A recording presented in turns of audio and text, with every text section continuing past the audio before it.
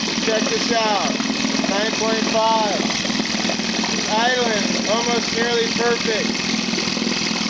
But I have one spark plug unhooked. As soon as I plug the spark plug in, look what happens. I get a misfire. What the hell? Spark plug off, spark plug on. If I take this one off, engine stalls. So I know that cylinder's not the problem, this one is.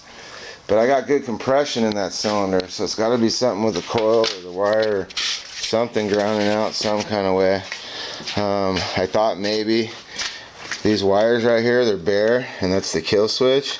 So maybe one of the wires is grounded out, and it's grounding that cylinder out, causing it to try to shut itself off. So I am going to check the connectors and see if they're grounding themselves out, because if they are, that could very well be the problem. But I would think that one of these wires is going to be a ground wire that's grounded to the chassis, and the other wire is going to be the one that grounds the whole coil. So I don't think that it would run anyway if that was the case.